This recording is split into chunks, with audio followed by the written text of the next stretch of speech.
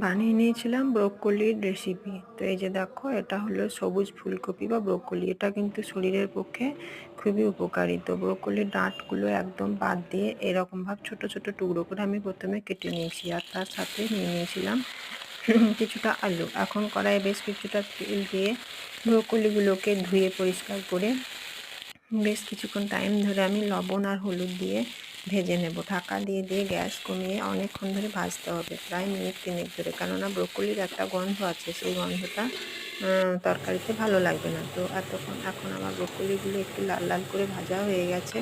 এখন আমি ব্রোকলিগুলো তুলে নেব, আর ওই কড়াইয়ের মধ্যেই দিয়ে দেবো বেশ কিছুটা সর্ষের তেল, আর ফোড়নের জন্য দিয়ে দেবো শুকনো লঙ্কা, তেজপাতা আর 5 ফোড়ন।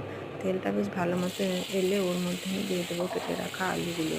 আলুগুলো বেশ কিছুক্ষণ নাড়ার পর আমি দিয়ে দেবো একটা মশলা আছে, জিরে বাটা আর আদা বাটা আর ধনে গুঁড়ো। এগুলো একটু জল দিয়ে বেশ একটু মোলায়েম করে আমি কড়াইয়ের মধ্যে দিয়ে দেবো। এবং সমস্ত কিছু নেড়ে আমি হলুদ দেবো, তারপর আমি টমেটো দেবো, আর তেল ছেড়ে এলে পর আমি দিয়ে দেবো মটরশুঁটি।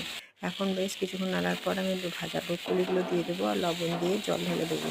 ঢাকা দিয়ে একটুখানি করে তারপর লাস্টে আমি ঘি দিয়ে নামিয়ে দেবো। গরম ভাতে খেতে খুবই সুন্দর লাগে, উপকারী এই রেসিপিটি অবশ্যই একবার বানিয়ে দেখুন।